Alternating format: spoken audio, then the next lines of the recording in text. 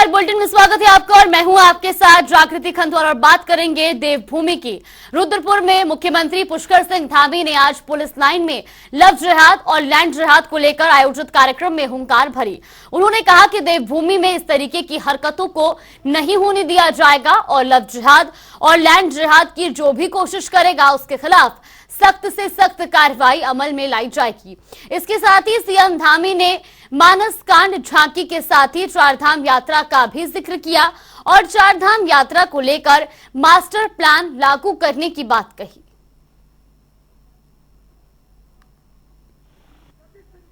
जैसे भगवान राम का मंदिर बनने की बात हो, धारा 370 कश्मीर के अंदर समाप्त होने की बात हो, ये दोनों ही काम हमारे देश के यशस्वी प्रधानमंत्री भारत मां के लाल नरेंद्र भाई उनके नेतृत्व में संपन्न हो चुके हैं।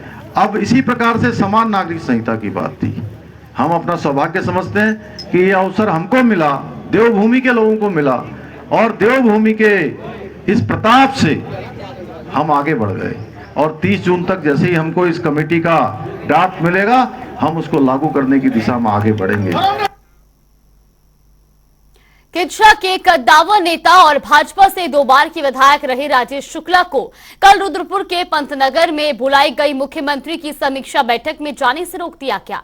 इस बैठक में उधम सिंह नगर और नैनीताल के सभी भाजपा विधायक शामिल थे, लेकिन जब शुक्ला ने मीटिंग हॉल के गेट से एंट्री की कोशिश की तो उन्हें सुरक्षा कर्मियों ने रोक दिया।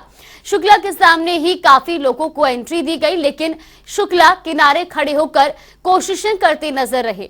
वहीं आपको बता दें कि कुछ देर बाद ही वो मीटिंग हॉल के गेट से बिना कुछ कहे वापस लौट गए। हालांकि शुक्ला की एंट्री न होने से उनके समर्थकों में नाराजगी दिखी। इस घटना की सियासी गलियारों में खूब चर्चा हो रही है।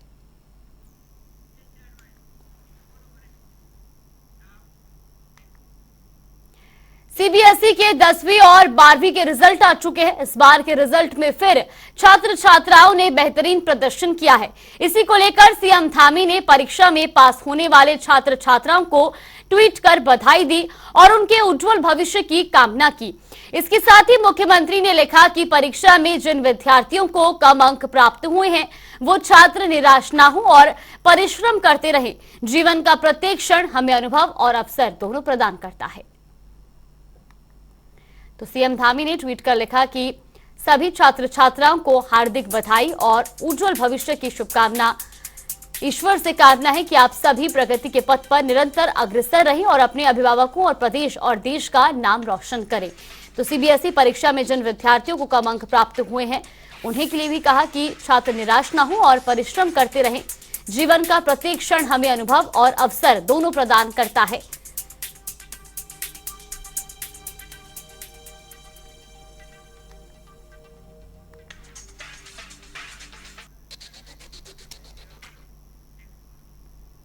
तो वही खबरों में आगे बढ़ेंगे जहां देहरादून में अंतर्राष्ट्रीय मिलेट वर्ष 2023 के उपलक्ष्य में गणेश जोशी ने प्रेस कॉन्फ्रेंस की। इस दौरान उन्होंने इस वर्ष को मिलेट वर्ष घोषित किया। गणेश जोशी ने कहा कि मोटे अनाज को हम बढ़ावा दे रहे हैं। साथ ही उन्होंने कहा कि मिलेट उत्पाद को 2025 तक दोगुना करने का हमारा लक्ष्य है।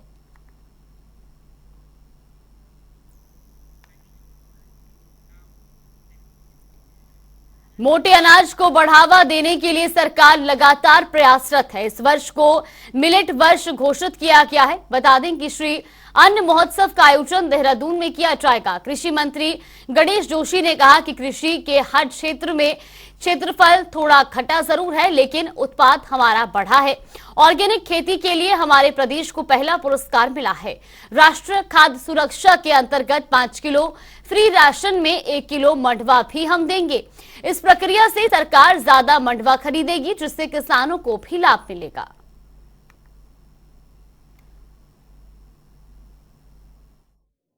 हमारा जो कृषि का क्षेत्रफल था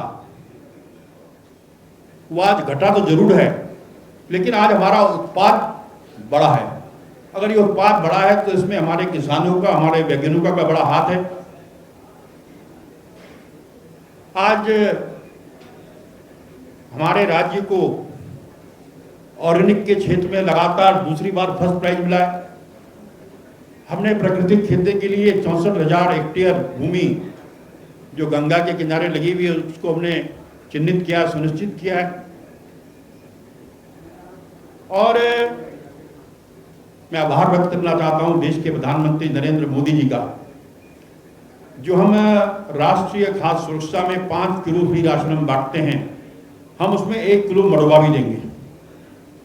इसको देने का आशय यह है कि जब किसान को लगेगा कि इतना, ऐसे हमारे 13 लाख कार्ड धारक हैं, उनको लगेगा कि 13 लाख किलो तो सरकार ही खरीद लेगी, तो इसको उगाने की रोग निश्चित होगा।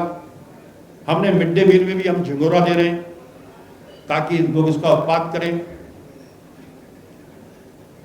और मुझे याद है, और आपको भी ध्यान होगा, पहले ये कहा जाता था कि कोदा झिंगोरा जो खाता है वो गरीब आदमी है, ऐसे बोलते थे ना। लेकिन आज जो श्री अन्न है, जो मिलेट्स है, ये स्वास्थ्य की दृष्टि से इतना लाभदायक है कि यह अमीरों की थाली का भी भोजन बन गया है। आप किसी सेमिनार में चले जाइएगा, आप किसी 5 स्टार होटल में चले जाइएगा। तो वही उत्तराखंड हाई कोर्ट ने मध्य प्रदेश की एक हिंदू युवती को हरिद्वार जिले की रुड़की पिरान कलियर दरगाह में नमाज पढ़ने की अनुमति दी है। बता दें, नैनीताल हाई कोर्ट ने हरिद्वार जिलाधिकारी और एसएसपी को निर्देश दिए हैं कि युवती को पूरी तरह से सुरक्षा प्रदान की जाए, जिसके बाद हरिद्वार पुलिस ने भी युवती को पिरान कलियर में नमाज पढ़ने के लिए सभी तैयारियां पूरी कर ली हैं। एसएसपी हरिद्वार अजय सिंह का कहना है कि अभी तक हरिद्वार पुलिस को नैनीताल हाईकोर्ट का लिखित फैसला प्राप्त नहीं हुआ है, मगर जनपद के पुलिस और प्रशासन पूरी तरह से युवती को सुरक्षा देने के लिए अपनी तैयारी कर चुका है। एसएसपी अजय सिंह के अनुसार हाईकोर्ट के फैसले को लागू कराने के लिए आला अधिकारियों को आदेशित किया जा चुका है और कोई भी कहीं भी जाकर पूजा पाठ कर सकता है, और अगर इस दौरान किसी ने कानून हाथों में लेने की कोशिश की तो उसके खिलाफ कड़ी कार्रवाई की जाएगी। माननीय उच्च न्यायालय का एक आदेश निर्गत हुआ है, जिसमें एक महिला द्वारा जो है दरगाह में अपने इबादत के लिए परमिशन मांगी गई और सुरक्षा की बात की गई है। चूँकि अभी आदेश की कॉपी अभी प्राप्त नहीं हुई, लेकिन जो भी अभी हमें जानकारी मिली है, अगर कोई भी माननीय उच्च न्यायालय का आदेश होगा तो उसका 100% पालन भी किया जाएगा। और सभी के लिए है कि कोई भी धर्म का हो, हर जगह अपनी अर्चना, पूजा अर्चना, इबादत कर सकता है, और अगर उसमें कहीं से कोई अवरोध उत्पन्न करेगा तो नेचुरली इस पर पुलिस अपनी कार्रवाई करेगी। हाँ, एकदम कोर्ट का आदेश हम प्राप्त करने के लिए संपर्क भी कर लिया है और उसका पूरा अनुपालन भी होगा। साथ ही साथ ऐसा कोई भी व्यक्ति है और कोई भी अगर चाहता है अपने धार्मिक क्रियाकलाप करना चाहता है और वो नियम के साथ है, तो कहीं से भी अगर उसको कोई अवरोध उत्पन्न करेगा तो उसमें पुलिस उसकी सहायता भी करेगी और जो ऐसे शरारती तत्व उन पर कार्रवाई भी करेगी। तो वही कैबिनेट मंत्री चंदन रामदास के निधन से रिक्त हुई बागेश्वर विधानसभा सीट पर प्रस्तावित चुनाव के लिए भाजपा और कांग्रेस में मंथन शुरू हो गया है। इस विधानसभा सीट को रिक्त घोषित करते हुए निर्वाचन की सिफारिश भारत निर्वाचन आयोग को कर चुकी है। बता दें, आयोग यहां 6 माह के अंदर उपचुनाव कराएगा। तो वही सूत्रों के हवाले से खबर है कि बागेश्वर सीट पर होने वाले उपचुनाव में भारतीय जनता पार्टी दिवंगत कैबिनेट मंत्री चंदन रामदास के परिजनों को मैदान में उतार सकती है, और वहीं दूसरी ओर बागेश्वर उपचुनाव को लेकर कांग्रेस ने भी तैयारी शुरू कर दी है।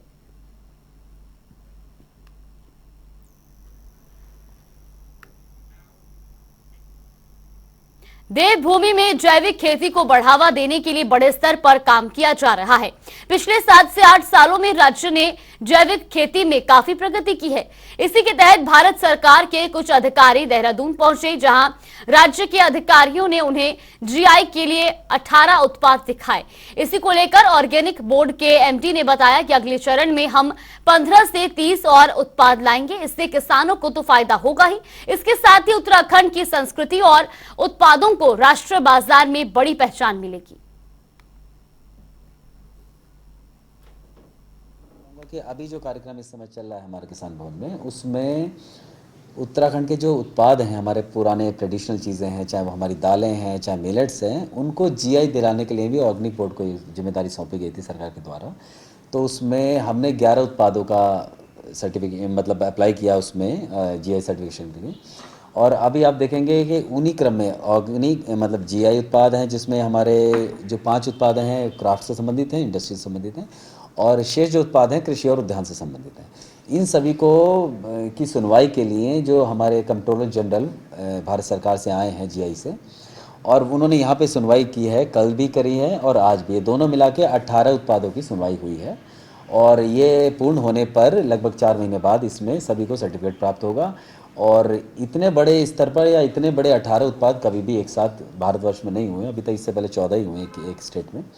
तो ये होने के बाद एक बड़ा जो हमारे जो पारंपरिक उत्पाद हैं उनको सही पहचान मिलेगा, ये संरक्षण है।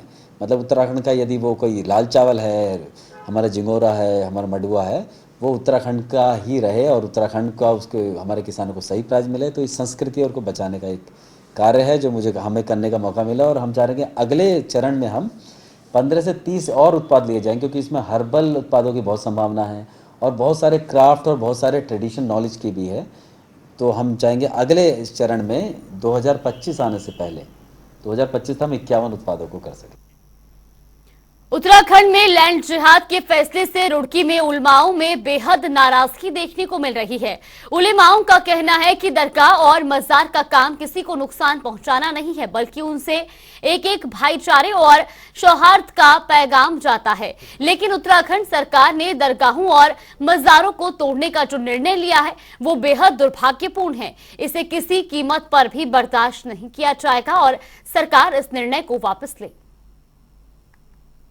रही होंगी, 2024 भी हो सकता है। साथ ही साथ हमने एक बात और भी कही थी बड़े अदब के साथ कि सिर्फ मज़ारात ही गवर्नमेंट की भूमि पर नहीं है। जितनी इबादतगाहों का आप सर्वे कराएंगे, तमाम मज़ाहिब की, मुख्तलिफ मज़ाहिब की इबादतगाहें अक्सर व बेशतर रेवेन्यू पे, रेलवे पे और फॉरेस्ट की ज़मीनों पर है। फिर तो आपको बहुत कुछ मुनहदिम करना पड़ेगा, बहुत बड़े स्टेप लेना पड़ेगा। जो मुख्यमंत्री ने जो आदेश दिया है, जो हुक्म नाफिज किया है कि दरगाहों को मुनहदिम करने के लिए, ये हुक्म लायक के तज़मीम है, लायक की मजम्मत है। हम इसका मिलकर उलमा, मशाइख और सूफिया इसकी तरमीम करते हैं और उनको चाहिए कि अपने हुक्म का उदूली करें और जो उन्होंने ये हुक्म नाफिज किया इस हुक्म को वापस लें, वरना जो मोमिनीन है, मुस्लिमीन है, यहाँ तक कि फ़कत मोमिनीन ही नहीं बल्कि हर वो जिसके अंदर एक ज़र्रे के बराबर भी इंसानियत बाकी है, खा वो मुस्लिम धर्म से हो या हिंदू मज़हब से हो या ईसाई या क्रिश्चियन मज़हब के मानने वाले हो, हर एक को बेपनाह तकलीफ़ और बेपनाह रंज व गम होगा। चूँकि ये औलिया इकराम, सुलहा, तय्यबीन, आबिदीन, जाहिदीन और खाशिईन औलिया अल्लाह, सूफ़ी संत का मुल्क है और ख़ास तौर से ये उत्तराखंड सैयदी मखदूम साबरी रज़ियल्लाहु तबारक तआला अन्हु का। लिहाजा मुख्यमंत्री को चाहिए अपने इस करार को वापस लें।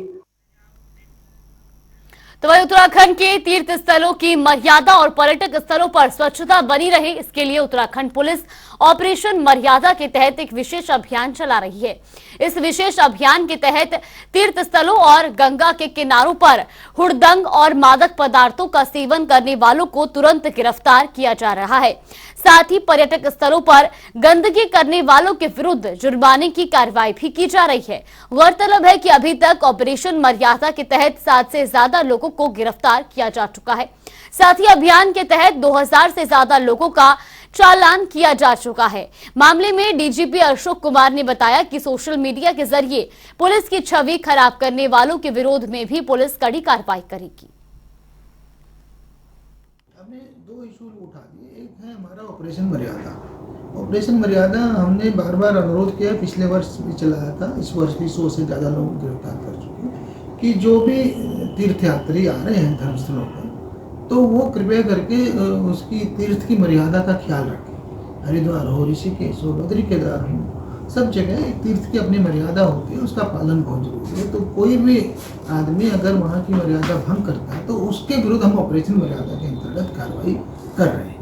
ये हमारा जहाँ रही यूट्यूब की बात, सोशल मीडिया अपना आप में बहुत अच्छी और पॉजिटिव चीज़ है, किंतु कुछ लोग हैं जो इसका दुरुपयोग कर रहे हैं अपनी पॉपुलैरिटी पाने के लिए, की पॉपुलैरिटी के लिए वो लोगों को भड़का रहे हैं, उनकी भावनाओं को भड़का रहे हैं, पुलिस को नेगेटिव रोल में दिखा रहे हैं। तो ये गलत है।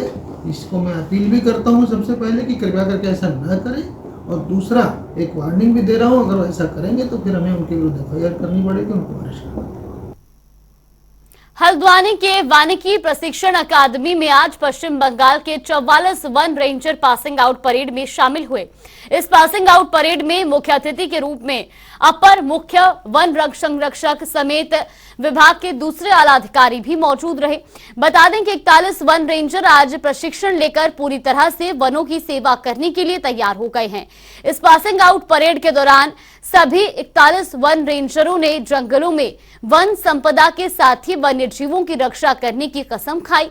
इस दौरान अपर प्रमुख वन संरक्षक एसएस रसाइली ने कहा कि हल्द्वानी के उत्तराखंड वानिकी प्रशिक्षण अकादमी में पश्चिम बंगाल के 41 वन रेंज अधिकारियों ने 18 महीने का प्रशिक्षण लिया है, जिसमें इनको हर तरीके की परिस्थिति में ढलने का प्रशिक्षण दिया गया है। जो मुझे बताया गया है, हमारे जो वन संपदा है, अपने अपने राज्य में वन संपदा है, विशेषकर बंगाल में वन संपदा है, उसकी रक्षा कैसे किया जा सकता है। और आजकल जो मॉडर्न टेक्नोलॉजी को लेकर को साथ में लेकर के पुराना ट्रेडिशनल जो हमारे वन संपदा को रखने की विधि है, उसको मैनेज करने की विधि है, उसको लेकर के इनको पूरा ट्रेनिंग दिया गया है। और यहाँ पर जो है देखा कि यहाँ पर एक ऑब्स्टेकल ट्रेनिंग कोर्स भी कराया गया है, इनको फिजिकल फिटनेस के बारे में बताया गया है। तो मुझे यहाँ पर 18 महीने में जो ट्रेनिंग हुआ है, इसमें मुझे पूरा उम्मीद है कि अपने राज्य में जा करके वो वन संपदा को के रखरखाव करने में और इसको सुरक्षा देने में ये लोग सक्षम होंगे। और हमारे लिए एक गौरव की बात है कि आज के तारीख में उत्तराखंड में जो हल्द्वानी में एफटीए है, यहाँ करके पूरा बंगाल से पश्चिम बंगाल से आकर के ट्रेनिंग यहाँ पर भाग लेकर प्रतिभाग कर रहे हैं। और यहाँ पर मैं सुनाई जो दिया कि वो हमारे यहाँ पर ट्रेनिंग दिया गया है, हमारे जितने फैकल्टी मेंबर थे उनके द्वारा जो ट्रेनिंग दिया गया है वो उससे बहुत ही प्रसन्न है और बड़ा प्रभावित है वो लोग कि इतना बढ़िया यहाँ पर ट्रेनिंग हो रहा है। और आपने देख लिया कि आज मार्च पास्ट जिस प्रकार से किया इन्होंने, बड़ा डिसिप्लिन के साथ किया, उसी से पता चलता है कि यहाँ पर कितना लोग लगन से यहाँ पर जो ट्रेनिंग दिया जा रहा है। ये वन में पहली तो बात है, हम लोग पश्चिम बंगाल के कैडर हैं, वहीं पर जाएंगे। वहाँ पर बाघ, हाथी का समस्या, लेपर्ड, बहुत कुछ है जो हम लोगों को आगे चल के जाना होगा। वहाँ पर पक्षी भी है, एक कुलिक पक्षी निवास बोल के एक पक्षी निवास है जो एशिया में द्वितीय बृहत्तम है। हमारा पास जो नेशनल पार्क्स हैं, जो बायोस्फीयर